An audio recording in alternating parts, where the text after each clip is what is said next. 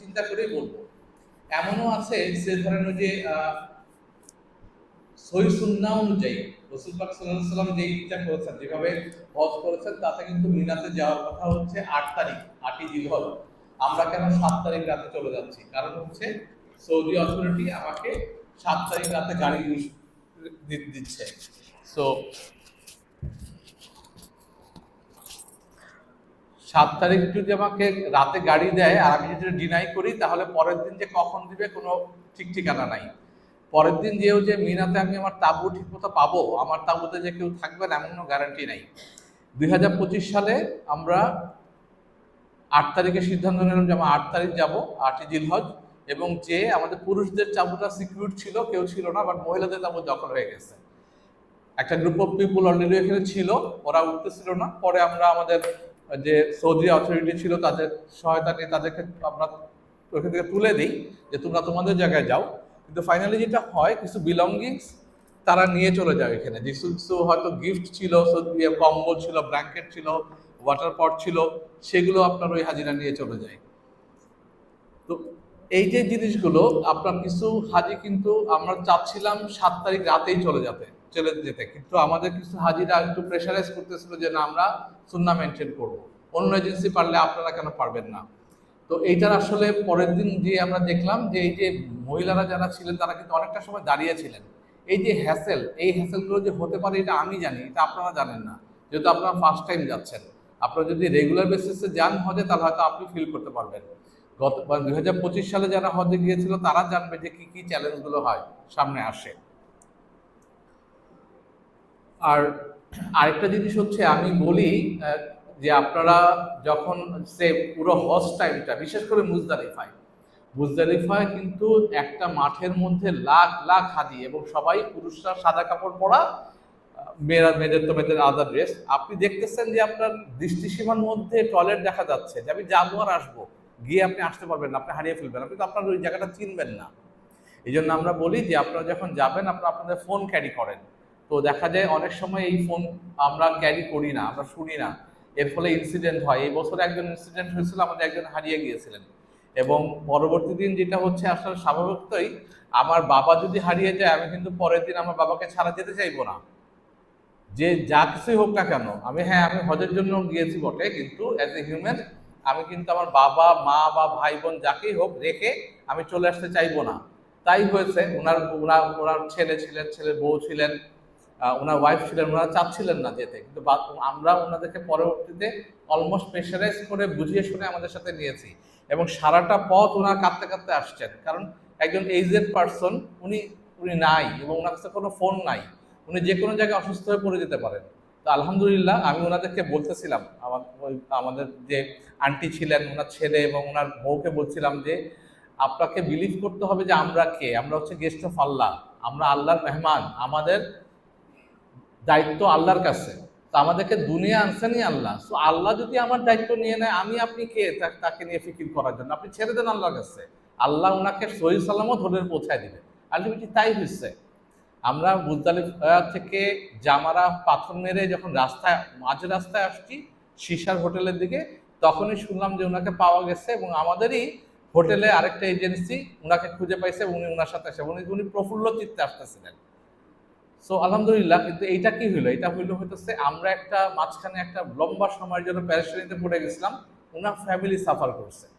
তো আমরা এই জিনিসগুলো প্রতিনিয়ত বলে যাই, এই যে ট্রেনিং সেশনগুলোতে বলি, কিন্তু আলটিমেটলি যেটা হয়, আনফর্চুনেটলি আমাদের কিছু কিছু হাজিরা হয়তো ওই সময় ভুলে যান এই জিনিসগুলো ফলো করতে। তো এটা স্ট্রিক্টলি মেনটেন করা। অবশ্যই হাজব্যান্ড ওয়াইফ যদি যান, অথবা ফ্যামিলি যদি যান, ছেলে মা অথবা হচ্ছে মেয়ে ভাই বোন, তাহলে যখন ওয়াশরুমে যাবেন একসাথে যেতে হবে, একা ছাড়া যাবে না। মাকে একা ছাড়া যেতে যাবে না, বাবাকে একা ছাড়া যাবে না, ওয়াইফকে একা ছাড়া যাবে না। হ্যাঁ, আপনি এমন যেতে পারেন, কারণ আপনি পুরুষ একা যেতে পারেন, আপনি ফোন থাকলে খুঁজে টুজে বের করে ফেলতে পারেন, আমাদের সাথে যোগাযোগ করতে পারেন, আমরা লাইভ লোকেশন শেয়ার করলাম আপনাকে, আপনি লোকেশন দেখে চলে আসতে পারবেন। কিন্তু আপনার কাছে যদি কমিউনিকেশন টুলস না থাকে, তাহলে তার আপনি আমাকে খুঁজে পাচ্ছেন না। আমাদের ইটা চলে আসছে। আচ্ছা, যেটা বলেছিলাম যে আমাদের আপনার ২৭ দিনের যে প্যাকেজটা, কমফোর্ট শিফটিং প্যাকেজ, এটা হচ্ছে আমরা মে ১২ তারিখে আপনার স্টার্ট করব। ফ্লাইট টাইমটা এখন পর্যন্ত জানি না, যেহেতু ডিক্লেয়ার করা হয় নাই। এবং আপনার ফ্লাইটের যে আপনার কোন ক্যারিয়ার হবে সেটাও জানি না। আমাদের টোটাল পিলগ্রিম হচ্ছে 49 জন, এর মধ্যে 13 জন হচ্ছে 27 দিনের জন্য যাচ্ছে। আমরা ইনশাল্লাহ মক্কাতে স্টে করব হচ্ছে 12 তারিখ থেকে 21 তারিখ পর্যন্ত, এবং এটা 9 রাত। দ্যাট মিনস হচ্ছে 25শে জিলকদ থেকে 4ই জিলহজ। আমরা সিসাতে 21 তারিখে চলে যাব। সিসাতে আমরা 21 থেকে 31 এইটা টোটাল 5 রাত থাকবো, এর মাঝে হজের সময়টা বাদ দিয়ে। হজটা হচ্ছে 24 থেকে 29 তারিখ পর্যন্ত। আমরা মদিনার উদ্দেশ্যে রওনা করব মের 31 তারিখে। আমরা মদিনাতে থাকবো 31 থেকে 7ই জুন পর্যন্ত, 7 রাত। ইনশাল্লাহ আমরা ঢাকাতে ডিপার্চার করবো 7ই জুন। এখানে সবচেয়ে ইম্পর্টেন্ট একটা ইস্যু, সেটা হচ্ছে আমরা কিন্তু গভর্নমেন্ট যে টিকিট দিচ্ছে, আমরা যে প্রায় 1,68,000 না 70,000 টাকা দিয়ে যে টিকিট দিচ্ছি, এটা কিন্তু আসার টিকিটটা আমরা অ্যাভেল করছি না, যেহেতু আসার টিকিটটা আমাকে গভর্নমেন্ট দিবে 40 দিন বা 38 দিনের আপনার ইতে পরে। সো আমাদের কি হচ্ছে, আমরা হচ্ছে আলাদা একটা টিকিট নিব, একটা কিনতে হবে, যেটা আপনাদের প্যাকেজের সাথে ইনক্লুডেড আছে। কিন্তু এই ফ্লাইটটা যদি আমরা মদিনা থেকে না পাই, যদি মদিনা থেকে পাওয়া যায় আমরা মদিনা থেকে দিব। আমরা মদিনা থেকে ওই দিন দেখা গেল কোনো ডিরেক্ট ফ্লাইট অথবা ট্রানজিট ফ্লাইটও পেলাম না, তাহলে আমাদের কি করতে হবে? আমাদের তো আসতে হবে, কারণ আমার কিন্তু হোটেল বুক করা 7 তারিখ পর্যন্তই। আপনি চাইলে 6 তারিখে চলে আসতে পারেন, কিন্তু আপনি 8 তারিখে আসতে পারবেন। আপনি একদিন কই থাকবেন? হজ এমন একটা জিনিস যে আপনি চাইলে একদিনের জন্য হোটেল ভাড়া পাবেন না। হোটেল ভাড়া তো আমরা এখনই করে ফেলছি, অলরেডি আপনাদের হোটেল বুক হয়ে গেছে। তার ফলে যেতে হবে আমাকে তখন জেদ্দা হয়ে যেতে হবে, তাহলে মদিনা টু জেদ্দা আমাকে বাই রোড যেতে হবে, এবং জেদ্দা থেকে আমি যে কোনো ক্যারিয়ারে আমি বাংলাদেশে আসবো। তো এই মেন্টাল প্রিপারেশনটা রাখতে হবে। এবং আমি আপনাদেরকে যে ক্লিয়ার বললাম যে পরবর্তীতে অনেকে বলে যে অমুক এজেন্সি তো মদিনা থেকে পাচ্ছে, আপনি কেন পারছেন না? এই কোশ্চেনগুলো কাইন্ডলি করবেন না, কারণ আপনারা এটা আমার প্রতি ট্রাস্ট রাখতে হবে। আমরা ম্যাক্সিমাম এফোর্ট দেই হচ্ছে আপনাদের কমফোর্টের দিকে। কোনো অবস্থাতেই আমার যদি 5,000 টাকা বেশিও দিতে হয়, আমি মদিনা থেকে ট্রাই করবো ফ্লাইট নিতে। আমি ওই 5,000 টাকা বাঁচানোর জন্য আমি আপনাদেরকে জেদ্দা নিয়ে আসবো না। এই ট্রাস্টটা আমার উপর রাখতে হবে, এবং ইনশাল্লাহ আশা করি এই ট্রাস্ট আছে বলেই আপনারা আসলে আমাদের সাথে যাচ্ছেন। এই আমানতদারি আমাদের উপরে ছেড়ে দেন। ইনশাল্লাহ আমরা 8-10টা ধর্ম ব্যবসায়ীর মতন এজেন্সি না। আমরা যেটা হচ্ছে, আমি বলি যে আমি আল্লাহর কাছে চেয়ে নিয়ে আসছি, এই যে আদারওয়াইজ আমি ডিফারেন্ট রোলে ছিলাম। আমি মিডিয়াতে ছিলাম, গ্রামীণ ফোনে মিডিয়াতে জব করেছি 11 বছর। আমার তো ওই মিডিয়া রিলেটেড বিজনেসই করার কথা ছিল। আমি এইখানে, কারণ হচ্ছে আমার রব আমাকে চেয়েছেন এইখানে, এবং আমি গ্রেটফুল যে এর মাধ্যমে আল্লাহর ঘরে যেমন আমি যেতে পারি অনেক অনেক, এবং আপনাদেরকে খেদমত করতে পারি। জান্নাতে তো আসলে আমল নিয়ে যাওয়া যাবে না, আর জান্নাতে তো যাওয়া ছাড়া, যেটা বলছিলাম যে অল্টারনেট কোনো ওয়ে নাই। আপনাকে জান্নাত সিকিউর করতেই হবে, এটা ছাড়া অন্য কোনো, এজ এ মুসলিম হিসাবে অন্য কোনো ওয়ে নাই। সো কোনো না কোনো উসিলায় যদি আল্লাহ তাআলা জান্নাত দিয়ে দেয়, কোনো একজন হাজি যদি সন্তুষ্ট হয়, যদি আমার জন্য দোয়া করে, এই উসিলায় যদি আল্লাহ জান্নাত দিয়ে যায়। তো আমার সর্বোচ্চ চেষ্টা থাকবে আপনাদেরকে কমফোর্ট দেওয়ার জন্য অ্যাজ মাচ অ্যাজ পসিবল। এই ট্রাস্টটা রাখবেন। আল্লাহ না করুক হজে নানা রকম ঝামেলা হয়, সৌদি পার্টে নানা রকম ঝামেলা হয়, ওরকম আল্লাহ না করুক যদি কোনো ঝামেলা হয়, আমরা একসাথে মোকাবিলা করবো, আপনাদের সাথে ডিসকাস করব কি করা উচিত কি করা উচিত না, ওই অনুযায়ী সিদ্ধান্ত নিব। কিন্তু আমরা ব্লেমিং গেম খেলবো না। আমি আপনাকে ব্লেম দিব না, আপনিও আমাকে ব্লেম দিবেন না। আপনারা এটা আমানতদারিতে ছেড়ে দেন আমার উপরে। আমি যদি ইন্টেনশনালি আপনাদের সাথে কোনো অন্যায় করি, এটা ছেড়ে দেন, এটা দিয়ে আমাকে আল্লাহ দিবেন। এটার দিয়ে এইটার যে কি বলে, এটার যে যেটা হবে আর কি, যা পাওয়া প্রাপ্য আমাকে আল্লাহ দিবেন। আপনারা আপনাদের হজ সিকিউর করেন, আপনাদের হজ নষ্ট করেন না। আচ্ছা, তাহলে আমরা যেটা বললাম 27 দিনের ইটা আমরা পেয়ে গেলাম। তারপর যেটা হচ্ছে আমরা 22 দিনের প্যাকেজ, যারা শিফটিং কমফোর্ট প্যাকেজ 1 সিলেক্ট করেছেন, আপনাদের সাথে আমাদের ডিফারেন্সটা হচ্ছে শুধু আসার দিনটা। আমরা আমরা জুনের 7 তারিখে আসবো, আপনারা আসবেন জুনের 3 তারিখে। এই ডিফারেন্স, আর কিন্তু কোনো ডিফারেন্স নাই। দেন লাস্ট হচ্ছে প্যাকেজ যেটা কমফোর্ট শিফটিং প্যাকেজ। আমরা যারা 27 দিনের জন্য যাচ্ছি, আমরা আসবো 7 তারিখে জুনের। আর যারা আপনারা 22 দিনের প্যাকেজে যাচ্ছে, মানে শিফটিং প্যাকেজ 1, তারা জুনের 3 তারিখে ব্যাক করবেন। আমি আসবো 27 তারিখে, জুনের 7 তারিখে। জি। আর আমাদের এই আপনার শিফটিং প্যাকেজ 1 এবং শিফটিং প্যাকেজ 2 যে হাজিরা, তারা আসবেন হচ্ছে জুনের 3 তারিখে। আচ্ছা, আর যেটা বলছিলাম যে শিফটিং প্যাকেজ 2 যেটা আপনারা মের 19 তারিখে, এখানে একটা চ্যালেঞ্জ আছে কিন্তু দেখেন, যেটা বলছিলাম যে মের 12 তারিখে যখন আমরা যাচ্ছি তখন আমি ইনশাল্লাহ যদি আল্লাহ আমাকে নেন, কবুল করেন, আমি আপনাদের ফ্রন্ট লাইনে আছি, আমি আপনাদেরকে রাস্তা দেখাতে পারবো কোথায় কি হবে না হবে, ইনশাল্লাহ আমি আছি, মহি ভাই আছে, আমরা দুইজন মিলে আমরা আপনাদেরকে কি বলে গাইড করতে পারবো। বাট 19 তারিখে যারা যাচ্ছেন তাদের সঙ্গে কিন্তু আমরা কেউ থাকছি না, সো আপনাদেরকে কিন্তু গাইড করার মতন কেউ থাকবে না। আপনাদেরকে আমরা বলে দিব কি করবে, আপনাদের সাথে আমাদের এজেন্সির আমাদের যে মাদার এজেন্সি তাদের আরো হাজি থাকবে ইনশাল্লাহ। বাট আপনাদেরকে তখন আমাদের যে নির্দেশনাগুলো থাকবে আপনাদেরকে সাথে ওইগুলো একটু পয়েন্ট টু পয়েন্ট মেনটেন করতে হবে। সবচেয়ে বড় রিস্কি পার্ট যেটা হচ্ছে জেদ্দা এয়ারপোর্টে নেমে যখন কিউ ধরে বাসে উঠতে হয়, আপনার কিউ এর মাঝখানে যদি আপনার আছে এক্সাম্পল 25 জন আছেন আসুনার হাজি, এর মাঝখানে অন্য একটা এজেন্সির 10 জন ঢুকে গেল, বাসেও সৌদি কর্তৃপক্ষ কাউন্ট করে ঢুকাবে, দেখা গেল যে আপনি আসুনার 12 জন এক বাসে উঠছেন আর বাকিরা আরেক বাসে উঠছে। 2024 সালে এরকম 3টা বাস মিলে আমরা হচ্ছে সম্ভবত আমাদের 59 জন হাজি ছিল, 3টা বাস মিলে গেছি, যার ফলে হচ্ছে ওইখানে হোটেলে যাওয়ার পরে আমি যেই বাসে ছিলাম আলহামদুলিল্লাহ আমরা তো রুবে চলে গেছি, বাকি 2 হাজি তো আর হোটেল খুঁজে পাচ্ছে না, আমাকে অনবরত ফোন দিচ্ছে, মাসুদ ভাই আমরা এখানে আছি। এখন সৌদি আরবের মতন জায়গায় আমাকে যদি বলেন আমি এখন অমুক বোর্ডের সামনে আছি, আমি কি করে আপনাকে হেল্প করব, কোনো ওয়ে নাই।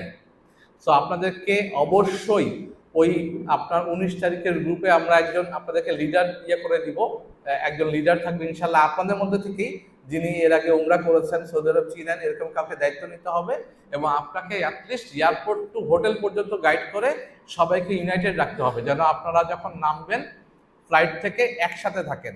কেউ যদি বাথরুমে যায় দরকার হয় তাহলে তার জন্য ওয়েট করা এবং বলা যে তুমি খুব দ্রুত গিয়ে চলে আসো, এই জিনিসটা মেনটেন করতে হবে।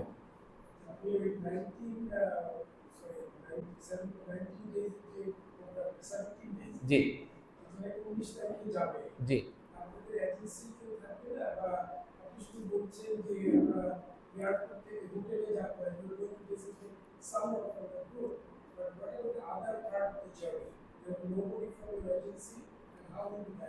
ওই যে যেটা বললাম যে আসলে আপনার প্যাকেজ অনুযায়ী হচ্ছে আমরা তো আগে চলে যাচ্ছি, কারণ আপনারা যাচ্ছেন একদমই শর্ট প্যাকেজে, শর্ট প্যাকেজে যারা যায় তাদের সাথে আসলে এজেন্সি কেউ থাকে না, আপনাদের শর্ট প্যাকেজে হয় হচ্ছে হাতে গোনা কয়েকজন, অল্প কিছু জন।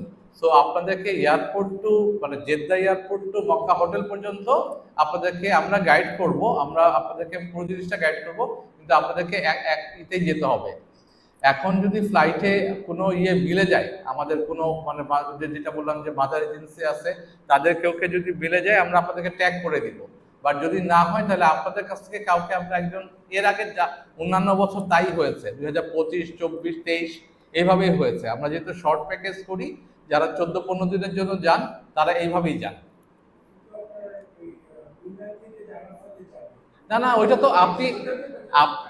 আপনি যখন হোটেলে মানে শুধু আপনার টাইমটা হচ্ছে আপনি জেদ্দা এয়ারপোর্ট টু মানে বাংলাদেশ টু মক্কা হোটেল পর্যন্ত আপনি অ্যালোন থাকবেন, মক্কা হোটেলে তো আমি আপনাকে রিসিভ করবো করে একদম, তারপর তো সব পুরোটা সময় একসাথে।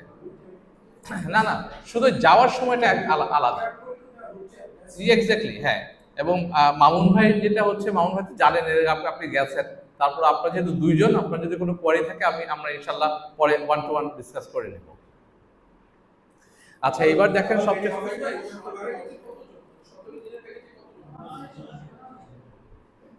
এখানে হচ্ছে 9 জন।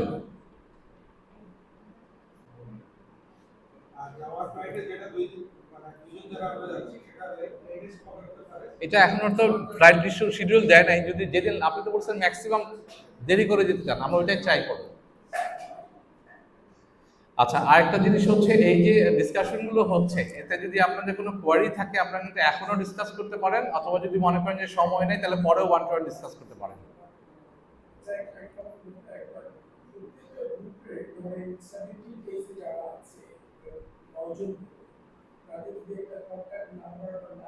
হ্যাঁ হ্যাঁ হ্যাঁ, আমি আপনাদের জন্য শুধু ওইটার সময়ের জন্য টেম্পোরারি একটা হোয়াটসঅ্যাপ গ্রুপ করে দিব, ওই গ্রুপে আমি থাকবো। সো আমার সাথে আমি আপনাদেরকে ভার্চুয়ালি পুরো জিনিসটা মনিটর করব। আমি আপনাদেরকে ভার্চুয়ালি মনিটর করব। আরেকটা জিনিস বলে দিই, ওই সময় সিম নিয়ে যে ভাই আরিফ ভাই আলাপ করছিল, এখন কিন্তু আপনার বাংলাদেশ থেকে সিম নিতে রোমিং করতে কিন্তু আপনার দরকার হয় না, ক্রেডিট কার্ড দরকার হয় না। সো বেটার হচ্ছে আপনারা বাংলাদেশ থেকে যাওয়ার আগেই কোনো আপনি যে অপারেটরের সিম ইউজ করতেছেন সেটা রোমিং প্যাক অ্যাক্টিভ করে নিয়ে যান, এটা সবচেয়ে বেশ। তাহলে আপনি এয়ারপোর্টে নামার পর থেকে আপনি কারেক্টেড থাকতে পারতেছেন এবং আমার সাথে যোগাযোগ করতে পারবেন।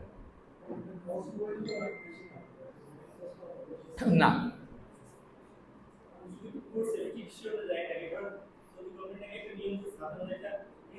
জি আমি আমি আমি আসতেছি, এগুলো সব কভার করবো ইনশাল্লাহ। আচ্ছা, আমরা দেখেন এখানে যে ট্রান্সপোর্টেশনটা দিয়েছি, আমরা ঢাকা টু জেদ্দা, আপনার ক্যারিয়ার হতে পারে বিমান, সৌদি অথবা ফ্লাইনাস। জেদ্দা এয়ারপোর্ট থেকে Mecca hotel by bus, Mecca hotel to সীসা হোটেল বাই বাস, সীসা hotel to Mina by bus, then Mina Arafah to Muzdalifah Jamarat, এগুলো সব ট্রেনে। এইটা সবচেয়ে ইম্পর্টেন্ট, আপনি একটু সবাই কাইন্ডলি শুনবেন। আপনারা ট্রেনে কিন্তু শুধু আমরা না, ট্রেনে হাজার হাজার লাখ লাখ মানুষ যাচ্ছে। এখন আমরা ট্রেনে তো আপনি জানেন যে একটা কম্পার্টমেন্টের একটা গেট। সো আপনাকে যখন আপনি যাবেন, পুলিশ কিন্তু আপনাকে পুশ করবে ছড়িয়ে যেতে। সো আপনি যদি ইউনাইটেড না থাকেন, আমরা যদি এই যে 49 জন হাজি আমরা যদি একসাথে না থাকি, তাহলে কিন্তু আপনার মুজদালিফা থেকে আমাকে হারায় ফেলবেন। তাহলে মুজদালিফা থেকে পুরো জার্নিটা অ্যাটলিস্ট সীসা পর্যন্ত পৌঁছাইতে ওই দিন আপনাদের কিন্তু অ্যালোন থাকতে হবে। এই জিনিসটা কিন্তু মাথায় রেখেন। আপনাদের রেসপন্সিবিলিটি আমাকে ফলো করা। আমি ফ্ল্যাগ নিয়ে থাকবো, আমার হাতে ফ্ল্যাগ থাকবে, মহিমের কাছে ফ্ল্যাগ থাকবে, দরকার আমার অন্য কারোর কাছে একটা ফ্ল্যাগ দিয়ে দিব। আপনাদেরকে এনশিওর করতে হবে আপনি যেন আমাকে খুঁজে আমার সঙ্গে থাকেন। আমাকে যদি পরে ফোন করে আপনি বলেন যে আমি কিন্তু হারায় গেছি, আমি এখন এই জায়গায় আছি, আমার কিচ্ছু করার থাকবে না, কারণ আমার কোনো সুযোগ নাই আপনাকে গিয়ে পিক করে নিয়ে আসার। তো আপনাদেরই রেসপন্সিবিলিটি হবে কিন্তু আমার সাথে থাকা। আল্লাহ না করো কোনো কারণে যদি আপনারা দল থেকে বিচ্ছিন্ন হয়ে যান, তাহলে ঘাবড়াবার কোনো কারণ নাই, কারণ ওইখানে 15 থেকে 20 লাখ লোক হাজি সবাই হজ করতেছে। রাস্তা একটাই, আপনারা যেখানে মুজদালিফায় পৌঁছাবেন সেখানে আপনারা রাত্রি যাপন করবেন, করে ওই হাঁটার রাস্তাও একটা, ডাইনে বাই কোনো যাওয়ার জায়গা নেই। লাখ লাখ হাজার হাজার হাজি যেভাবে যাচ্ছে, হেঁটে জামারা যাবেন, জামারা গিয়ে পাথর মেরে ওই রাস্তা দিয়ে, দরকার হলে আমরা লাইভ লোকেশন দিয়ে দিব, ওইখান থেকে সীসা পৌঁছাইতে হবে। এটা যদি প্ল্যান বি, যদি আল্লাহ না করো কোনো কারণে দল থেকে বিচ্ছিন্ন হয়ে যান। আরেকটা জিনিস, আপনারা বলতে পারেন ফোন করে যে আমি কাছেই আছি, আপনি একটু ওয়েট করেন, আমি আসতেছি। আপনি গেলে দেখবেন যে ওইখানে দাঁড়ানোর কোনো সুযোগ নেই, পুলিশ আপনাকে দাঁড়াতে দিবে না। একদম দরকার হলে প্রথম মুখে বলবে, না শুনলে আপনাকে ঘাড়ে ধাক্কা দিয়ে ওখান থেকে বের করে দিবে। কিন্তু কোনো সুযোগ নেই যে আপনি একটু রাস্তায় যে দাঁড়াবেন, ওই সুযোগও নাই। সো এটা আবারও বলতেছি, আপনারা মানে নিজ নিজ দায়িত্বে আমাকে ফলো করতে হবে, মহিবাইকে ফলো করতে হবে, বা আমাদের এখানে যারা ফ্ল্যাগ করতেছে তাকে ফলো করতে হবে। কোন অবস্থাতেই আমাদের মাঝখানে অন্য কোনো এজেন্সি কাউকে স্থান দেওয়া যাবে না। যদি চলে আসে আপনাকে একটু ঠেলে ধাক্কা দিয়ে দরকার হলে আমাদের কাছাকাছি চলে যেতে হবে। বাসে হলে এই প্রবলেমটা হতো না, যেহেতু ট্রেন হচ্ছে এই জন্য এই ঝামেলাটা হচ্ছে।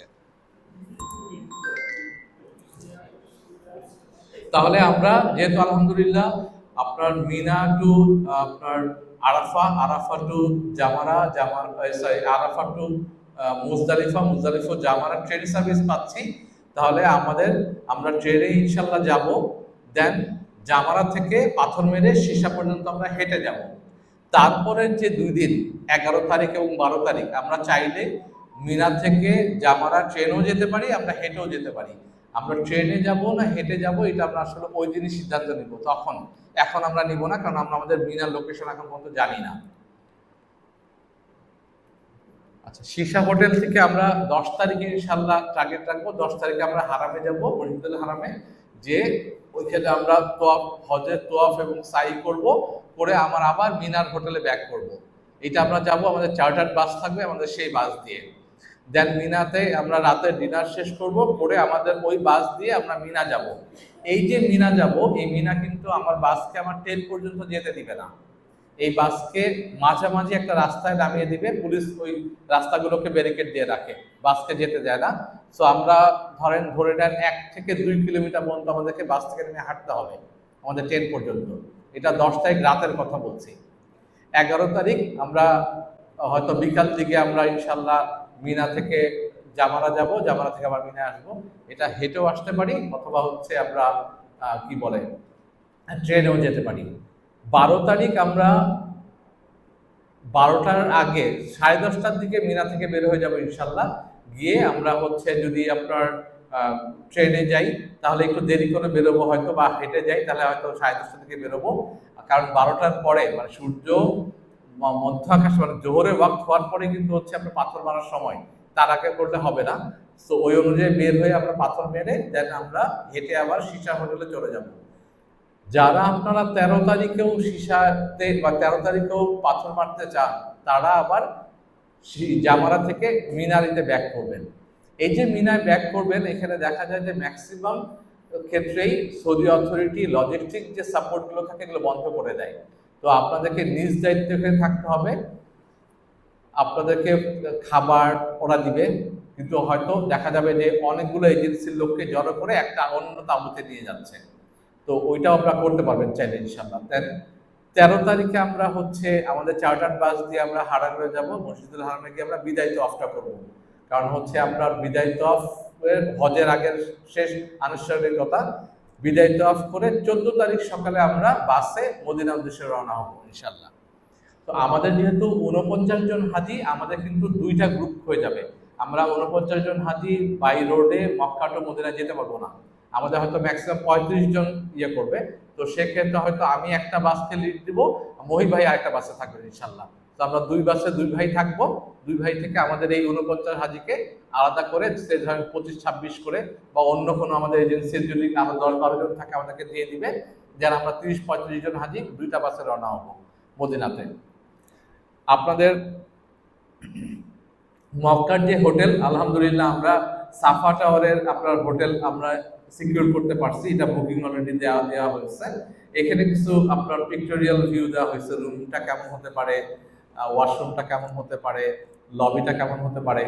এখানে আপনার এখন পর্যন্ত ব্রেকফাস্টটা থাকবে আপনাদের সাথে এনটাইটেল, আর লাঞ্চ আর ডিনার আমরা যে কোনো একটা হাফ বোর্ড নেওয়া যায় কিনা, ডিনারটা নেওয়া যায় কিনা আমরা ট্রাই করতেছি। যদি আমাদের এফোর্ডেবল প্রাইসে হয় তাহলে আমরা ইনশাল্লাহ এটা নিয়ে নিব। আর দুপুরের খাবার যেটা হচ্ছে সেটা আমরা আপনাদেরকে একটা ফুড কুপন দিব। সাফা টাওয়ারের 3 তলায় ফুড কোর্ট আছে, ওখানে 2-3টা বাংলাদেশি রেস্টুরেন্ট আছে। এর মধ্যে একটা রেস্টুরেন্ট হচ্ছে এশিয়া হোটেল। তো ওইখানে আমরা আপনাদেরকে ফুড কুপন দিব।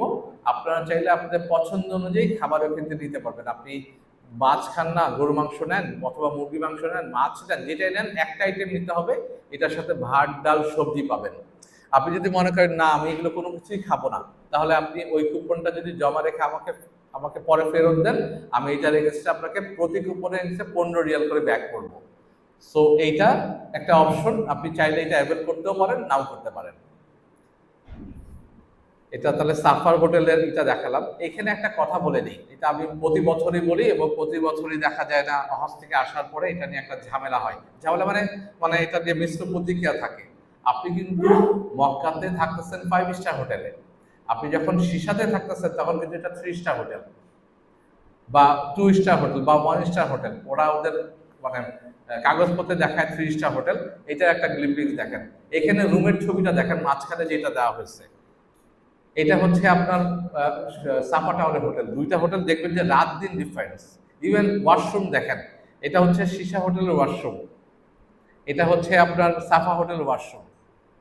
সো যেটা হয় কি, আমরা আপনাদেরকে বলতেছি যে আপনি যখন 5 স্টার হোটেল থেকে সীসা হোটেলে যাচ্ছেন তখন মেন্টালি একটা ধাক্কা খায়, কারণ আপনি ছিলেন 5 স্টার জোনে, এখন আপনি একদম নর্মাল হিতে চলে আসলেন। কিন্তু এটা তো আমরা এখান থেকে এগ্রি করেই যাচ্ছি।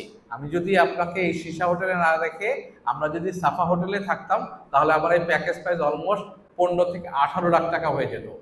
তো আমরা ওই 5 দিনের জন্য আমরা মনে করি যে ওই টাকাটা, হ্যাঁ অনেকের ইচ্ছে, আপনারা চাইলেও আমরা অ্যারেঞ্জ করে দিতে পারতাম, কিন্তু আমার কাছে মনে হয় যে এই টাকাটা আসলে ওয়েস্ট অফ মানি, এই 5 দিনের জন্য এত টাকা দেয়া। তো এই জিনিসটা আপনারা মাথা রাখবেন যে আপনার এই হোটেল যে সীসা হোটেল, এটা স্ট্যান্ডার্ড হোটেল। 7:30টায় 7:30টায়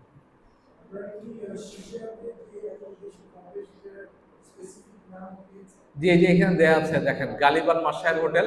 এটা আমরা নেগোসিয়েশন করতেছি, অন্য একটা এজেন্সি ওদেরকে পিচ করতেছে।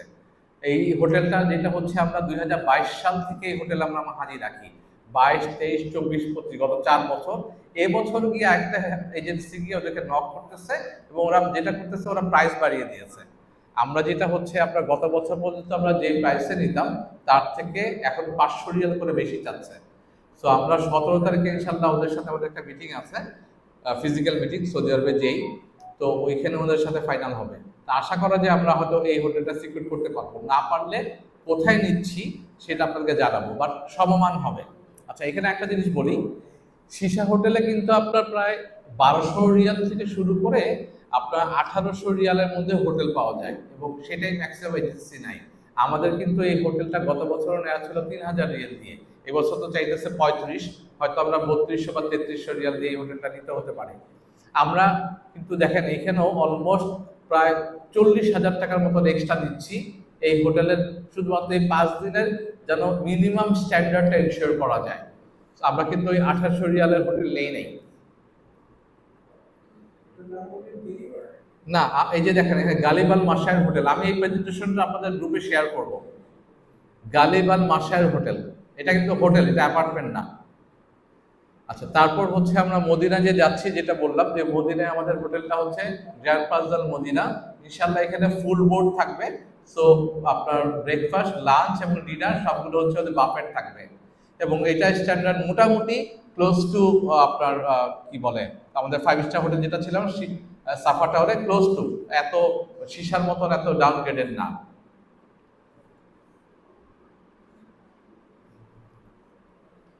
এই যে যেটা ভাইয়া আপনি যেটা বলেছিলেন যে একটা রিস্ট ব্যান্ডের কথা, যে এখানে আমরা বলছি যে এবার আমাদেরকে সৌদি গভর্নমেন্ট যেটা হচ্ছে যে একটা ডিজিটাল রিস্ট ব্যান্ড করিয়ে দিবে, যেন এই ইয়ের মাধ্যমে আপনাকে খুঁজে পাওয়া যায়, আপনাকে ট্রেস করা যায়, ট্র্যাক করা যায়।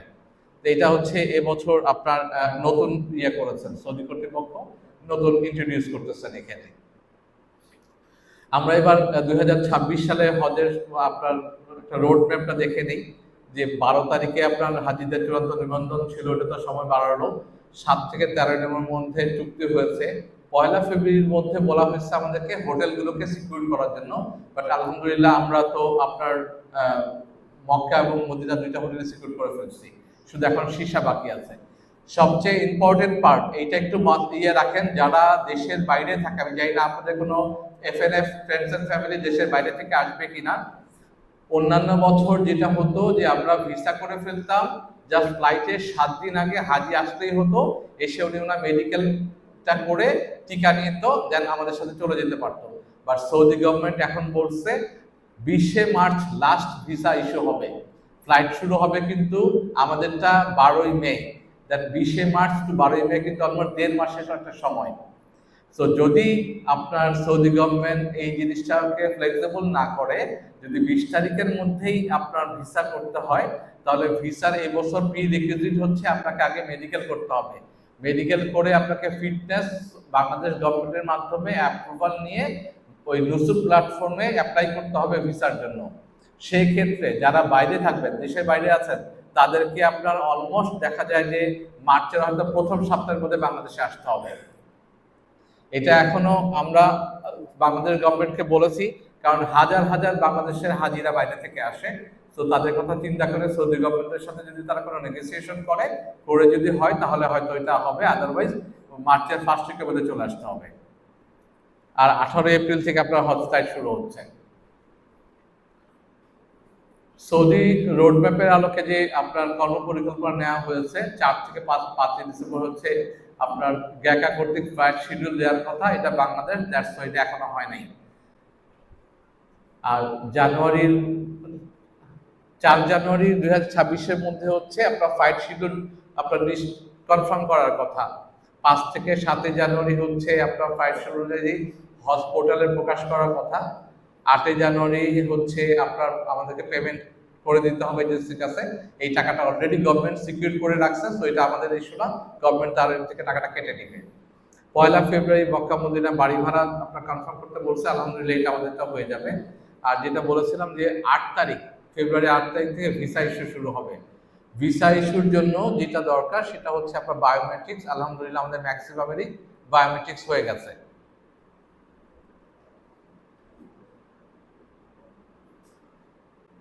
এখানে সৌদি গভর্নমেন্ট 12টি নির্দেশনা দিয়েছে। এখানে এই ডিটেলস আলাপ করলাম না, কারণ আমি এই স্লাইডটা আপনাদের সাথে পরে শেয়ার করবো, গ্রুপে দিয়ে দিব, তো ডিটেলস আপনারা পাবেন।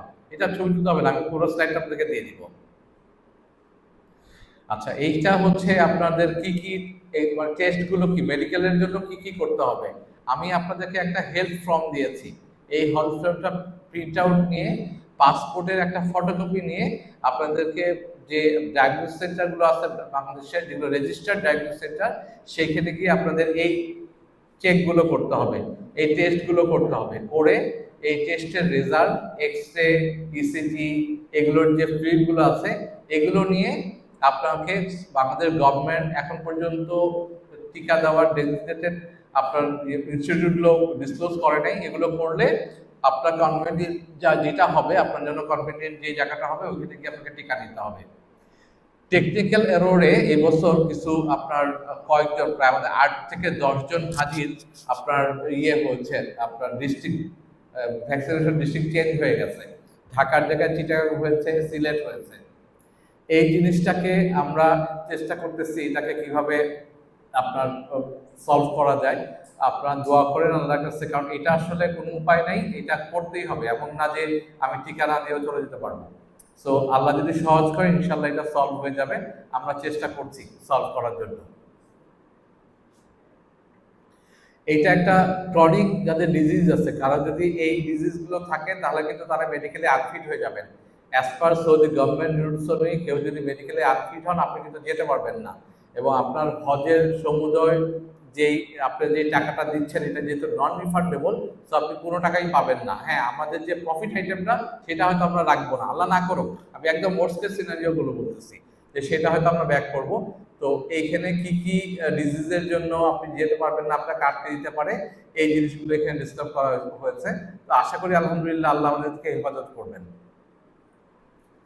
আপনাদের এখন কোনো যদি কোশ্চেন থাকে আমাকে বলতে পারেন।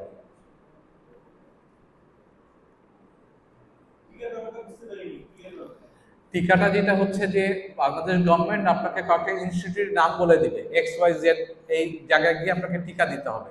তো টিকা কিভাবে দিবেন, আপনাকে ওই যে আপনি যে মেডিকেল টেস্টগুলো করলেন, এগুলো রিপোর্ট প্লাস হচ্ছে আপনার হচ্ছে ওই যে ভ্যাকসিন যে আমি প্রোফাইলটা দিয়েছি, হেলথ ফর্ম, ওইটার প্রিন্ট আউট নিয়ে আপনাকে ওই টিকা কেন্দ্রে যেতে হবে। গেলে ওইখানে দায়িত্বপ্রাপ্ত ডক্টর আপনাকে এটা এই জিনিসটা ভেরিফাই করে আপনাকে গোহেড যদি দেয়, দেওয়ার পর আপনার ইতে এগেনস্টে একটা হেলথ সার্টিফিকেট ইস্যু হবে। এটা অনলাইনে ইস্যু হবে, আমরা ডাউনলোড করতে পারবো, তাহলে আপনারা পারবেন। ওই এইটার এগেনস্টে আপনার ভিসা হবে। ওইটা কারো কয়েকজন 8 থেকে 10 জনের মতন ইয়েটা দেখেন, আপনাদের তো সবাই পাঠিয়েছি, আমি কিন্তু সবাইকে আপনাদের যার যার হেলথ ফর্ম পাঠিয়ে দিয়েছি। ওখানে তো লেখা আছে আপনারটা কি ঢাকা না কোথায়।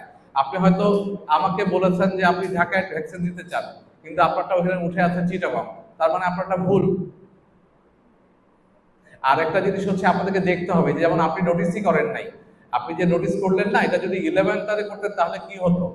আমি আপনাদেরকে কিন্তু অনেক কিছুই পাঠাচ্ছি, আপনাদেরকে এই জিনিসটা কিন্তু মানে টেক কেয়ার করতে হবে। এই যে দেখেন, আমাদের 49 জন হাজির মধ্যে আজকে আমরা এখানে মাত্র 25 জন হাজি আসছি, 24 জন হাজি আসে নাই। দেশের বাইরে থাকেন 8 জন হাজি বা 9 জন হাজি, বাকিরা বাংলাদেশে আছেন, ঢাকাতে আছেন, কিন্তু আসেন নাই, কারণ ওনারা হয়তো গুরুত্ব দিচ্ছেন না। কিন্তু এই না যাওয়ার ফলে যেটা হচ্ছে যে জটিলতা যেগুলো হবে, এটা কিন্তু পুরো টিম সাফার করবে। উনি যিনি এই আসেন নাই বা জিনিসটা জানছেন না, কোনো কিছু ইনফরমেশন, ল্যাক অফ ইনফরমেশনের জন্য যদি কোনো প্রবলেম হয়, তাহলে কিন্তু উনি একা সাফার করবেন না, সবাই মিলে সাফার করতে হবে। তো এইটা আমরা বলে যাই, তারপরে দেখা যায় যে আসলে আমরা এই জিনিসটা মেনটেন করি না। তো আপনাদের কাছে অনুরোধ, আপনারা যারা আসছেন, আমরা কিন্তু এরপরে আরেকটা ডে লং করবো, সেশন করব। এটা হচ্ছে আজকে কিন্তু আপনি কিভাবে হজ করবেন এটা নিয়ে ডিসকাশন হয় নাই, আজকে ডিসকাশন হয়েছে আপনি আপনার হজটাকে কিভাবে সিকিউর করবেন, সেইভাবে ডিসকাশন হয়েছে। এখন আপনার লাইন বাই লাইন আপনার কিভাবে ওমরাতে আপনার কি করা উচিত, হজের দিনগুলোতে কি করা উচিত, এই ব্যাপারে একজন আলেম আপনাদেরকে দিক নির্দেশনা দিবে। আমরা ঠিক হজের আগে আগে একটা সকাল 10টা থেকে বিকেল 5টা পর্যন্ত একটা সেশন করব।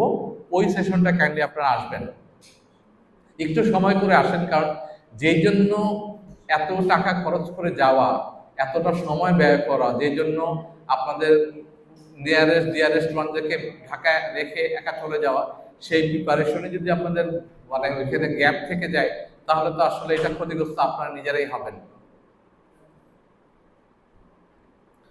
আমি আপনাদেরকে এখন যেটা হচ্ছে যে ছোট্ট করে একটু আমাদের জার্নিটা একটু শেয়ার করি। আপনাদের যেদিন আমরা আমি 12 তারিখে ধরি, স্ট্যান্ডার্ড ধরে করি যে মের 12 তারিখে আপনার ফ্লাইট যেই সময় হয় তার থেকে 8 থেকে 10 ঘন্টা আগে, আবার বলতেছি 8 থেকে 10 ঘন্টা আগে আপনাকে হজ ক্যাম্পে রিপোর্ট করতে হবে। হজ ক্যাম্পে কিছু দলগত কাজ আছে। সো দেখা যায় অন্যান্য বছর যেটা হয়েছে, আবারও বলতেছি যে আমি আপনাদেরকে বলছি 8 ঘন্টা আগে রিপোর্ট করেন, 2 জন হাজি হয়তো 4 ঘন্টা আগে আসছে। এখন আমার যে বললাম যে দলগত একটা কাজ আছে, আমাকে তো ওই 2 জন হাজির জন্য বাকিদের কাজগুলো থেমে থাকতে হয়, বসে থাকতে হয়। সো আমরা এই বছর থেকে যেটা করছি, 25 সাল থেকে যেটা করছি যে আমরা ওই 2 জনের জন্য বা 1 জনের জন্য ওয়েট করি নাই, আমরা চলে গেছি। আমাদেরকে বলছি আপনারা আপনাদের ওন ওয়েতে করে আসতে হবে। তো আমরা 26 সালে ইনশাল্লাহ তাই করব। আপনাদেরকে একটা রিপোর্টিং টাইম বলবো, ওই সময়ের মধ্যে আপনারা আসবেন ইনশাল্লাহ। আসলে আপনাদের আমাদের যে দলগতভাবে যে কাজগুলো করার এয়ারপোর্ট কর্তৃপক্ষের সাথে, সেটা আমরা করব। করে আমরা ওইখানে হজ ক্যাম্পেই আপনার ইমিগ্রেশনটা হয়ে যাবে, বাংলাদেশ পার্টির ইমিগ্রেশন। আপনার চেক ইন হয়ে যাবে, বোর্ডিং পাস আপনি পেয়ে যাবেন। পেয়ে গেলে আপনার লাগেজও জমা দিয়ে দিবেন। ওইখান থেকে তারা এয়ারপোর্ট কর্তৃপক্ষ আমাদেরকে তাদের গাড়িতে আমাদেরকে এয়ারপোর্টে নিয়ে যাবে। এয়ারপোর্টে গিয়ে যাওয়ার পরে আপনাদের যাদের লাউঞ্জ অ্যাক্সেস আছে, তারা আপনারা লাউঞ্জে চলে যেতে পারেন। ওইখানে একটু রেস্ট নিয়ে আপনারা আপনাদের ইহরামের কাপড় পরতে পারেন। যাদের লাউঞ্জ অ্যাক্সেস নাই, তারা হচ্ছে দোতলায় মসজিদ আছে, ওইখানে গিয়ে আপনাদের ইহরামের কাপড়টা পরে নিতে পারেন। আমি অবশ্যই বলবো ইহরামের কাপড়টা আপনি প্লেন থেকেই পরে যান। ইহরামের কাপড় পরে এর উপরে আরেকটা ড্রেস পরা, যেটা আরিফ ভাই বলতেছিল, আমার কাছে এটা কনভেনিয়েন্ট মনে হয় না। সো আপনি 2 টুকরা তো ছেলেরা যেটা পড়বে, যে 2 টুকরা পড়বে, ইভেন আর ছেলেরা আন্ডারগার্মেন্টসও পড়তে পারবে না। মেয়েরা যে ড্রেস পরবে সেটাই তার এহরামের কাপড়। আর এহরামের কাপড় অবশ্যই আপনাদেরকে পাতলা টাওয়েল নেওয়া উচিত। অনেকে লং ক্লথ টাইপের কাপড় নেন, যেটা নিলে হয় কি, যারা ওইখানে তো আপনার অনেক সময় এর আগে আমাদের ওইখানে সোয়েটিং হতো না, ইদানিং দেখতেছি যে ওইখানে প্রচুর ঘাম হয়। তো ঘামলে যেটা হয়, ওই কাপড়টা গায়ে লেগে যায়, যেহেতু আমাদের ভেতরে কোনো আন্ডারগার্মেন্টস থাকে না। সো আপনার সব যেটা কি বলে স্কিন দেখা যায়। তো এটা হচ্ছে পাতলা আপনার টাওয়েল ইউজ করা। আপনারা যদি বলেন, আপনারা যদি আমাকে পার্সোনালি বলেন, তাহলে আমি এখন এক জায়গা থেকে, যে গত বছর আমি করেছিলাম, আমি এহরামের কাপড় কিনে এনে রাখবো। আমাদের লাস্ট যে সেশনটা হবে ওইখান থেকে আপনারা কালেক্ট করতে পারবেন।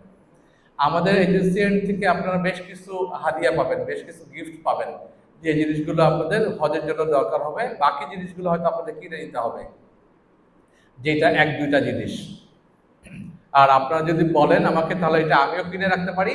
যে আপনারা যে পেমেন্টটা আসবে আমাকে দিয়ে দিলে এটা আমাদের কাছে নিয়ে দিতে পারেন।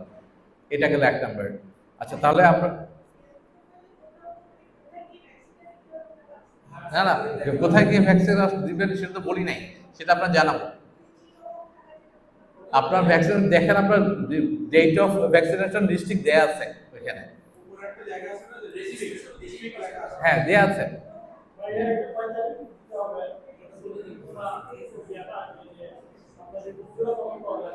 এগুলো কোনো কিছুই আমরা জানি না, গভর্নমেন্ট এগুলো বলে না, এগুলো গভর্নমেন্ট বলবে, সবকিছু গভর্নমেন্ট বলবে।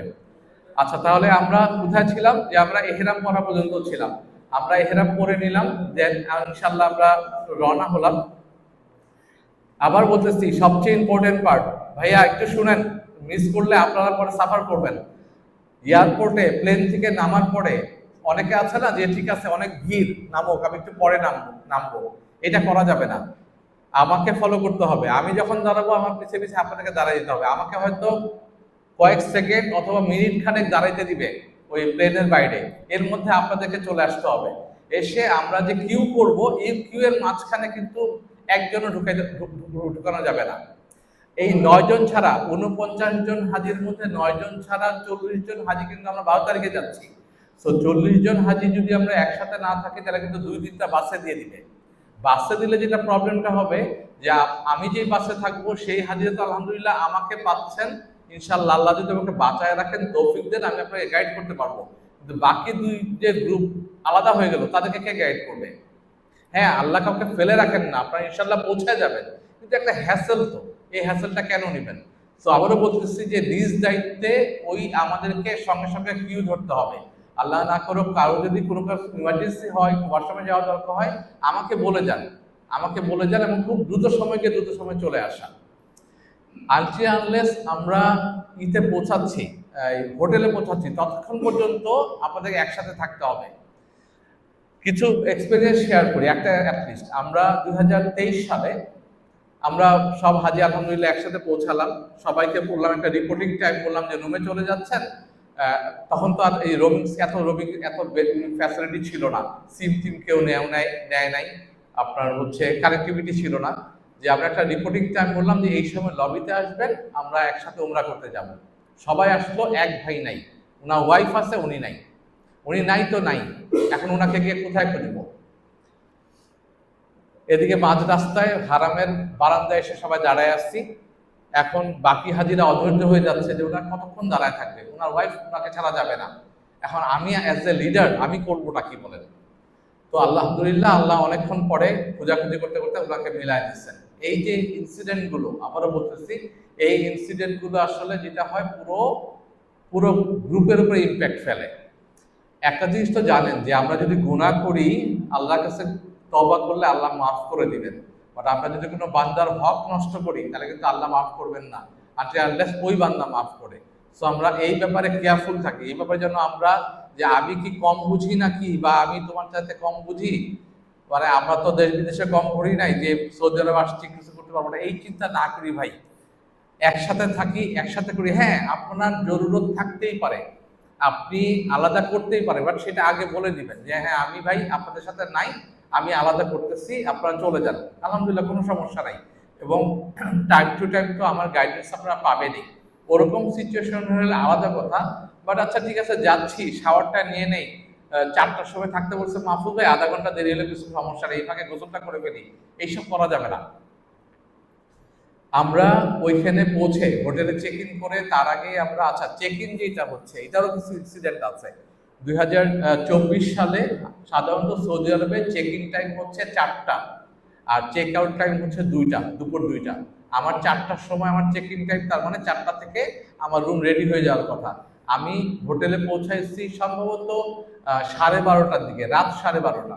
তার মানে আমার কি সব থাকার কথা, আমার কিগুলো, আমার যে এজেন্টের মাধ্যমে হোটেল নেওয়া, সে আমাকে রুমের, আমি যখন নিতে ছিলাম আর কি, এয়ারপোর্ট থেকে আসতেছিলাম, আমাকে সে হোয়াটসঅ্যাপে আমার কত নাম্বার রুম, কতগুলো রুম সব পাঠিয়ে দিচ্ছে। পৌঁছালাম, এখন রিসেপশন থেকে বলতেছে পাসপোর্ট ছাড়া কিগুলো দিবে না। পাসপোর্ট, আমরা আসলাম, পাসপোর্ট দিলাম, দেওয়ার পরে বলতেছে যে তোমাদের রুম নাই, তোমাদের রুম তো তোমরা উঠে গেছো। এই যে বললো, আমি মাত্র আসার পর থেকে রুম উঠছি। এই জিনিস সর্ট আউট করতে করতে অলমোস্ট 2-2.5 ঘন্টা। আমরা পরে ফাইনালি যেই আপনার মাস্টার, মানে ইজিপশিয়ানের কাছ থেকে, ফাইনালি ওই হোটেলের মেয়ে নিয়েছিল ইজিপশিয়ান, কিন্তু হোটেলে কয়েকটা হাত বদল হয়। প্রথম হচ্ছে হোটেলের ওনার, তারপর হচ্ছে যে লোকাল এজেন্ট, সেটা হচ্ছে যে ইজিপশিয়ান ছিল, তারপর কিন্তু আমরা যার কাছ থেকে নিই বাংলাদেশি, এই 3জন, বা ইন্ডিয়ান বা পাকিস্তানি। তো ইজিপশিয়ান এসে পুরো জিনিসটা সর্ট আউট করে যে আমাদের চাবিটা আমাদের ঠিক আগে আগে ওরা কোনো একটা ইন্দোনেশিয়ান গ্রুপকে দিয়ে দিচ্ছে ওদের সিস্টেমে। এই জন্য দেখাচ্ছে যে আমরা রুমে উঠে গেছি।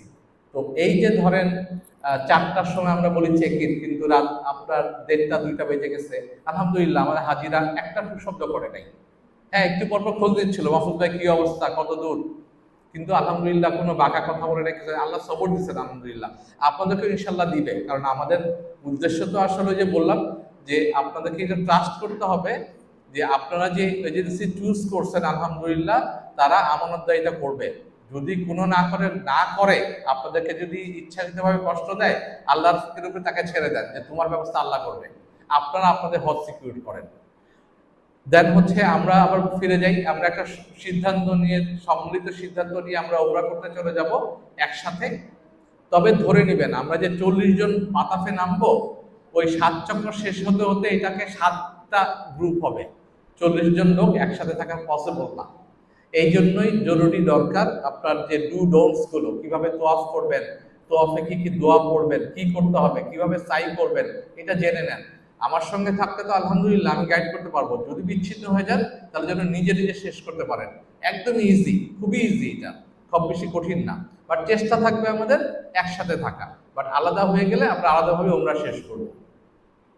ওমরা শেষ করার পরে আমাদের প্রাথমিক কাজ হবে যে 9 দিন আমরা থাকবো, যে অ্যাজ মাচ অ্যাজ পসিবল আপনাদেরকে বেশি বেশি করে তোয়াফ করা, নফল তোয়াফ। ছেলেদের জন্য নফল তোয়াফ হচ্ছে ছাদ আর 3 তালা, আমাদেরকে আর এহরাম ছাড়া নিচে নামতে দিবে না। আমাদের জন্য এহরাম, ওমরা ছাড়া এহরাম পরাটা স্কলাররা অ্যালাউ করেন না। বলে যে এহরাম শুধু খাস হচ্ছে ওমরা বা হজের জন্য। তো আমি যে নফল তাওয়াফ করার জন্য এহরাম পরে যাব, এটা আসলে জোরজুরি করা হয়। তো আমাদের আলেমরা বলেন যে এটা করা যাবে না। বাট দেখবেন আপনার আশপাশে অন্যান্য এজেন্সির অনেক আলেমও আছে, তারা বলে হ্যাঁ পরে চলে যান, বাট আপনি এটা করেন না। আমরা সবর করি, আল্লাহ তাআলা ইনশাআল্লাহ এটা রিওয়ার্ড আমাদেরকে দিবেন। তো আমরা অবশ্যই নফল তাওয়াফ করব, কিন্তু ছাদে করব অথবা 3 তলায় করব। এই যে ছাদ বা 3 তলায়, এটা হচ্ছে আপনার মানে মিনিমাম 1 ঘন্টা থেকে 1 ঘন্টা 20 মিনিট সময় লাগবে। আস্তে আস্তে হেঁটে হেঁটে করলাম। বাট মেয়েদের জন্য আবার ওই জিনিসটাই আছে, মেয়েদেরকে আটকায় না, মেয়েরা মাথাফে চলে যেতে পারে। কারণ যেহেতু মেয়েদের কোনো ড্রেস কোড নাই। হ্যাঁ, মেয়েদেরকে যদি আটকায়, জিজ্ঞেস করে তুমি কোথায় যাচ্ছ, ওনারা অবশ্যই বলবেন ভাই আমি নফল তাওয়াফ করতে যাচ্ছি, তখন ওনাকে আটকায় দিবে,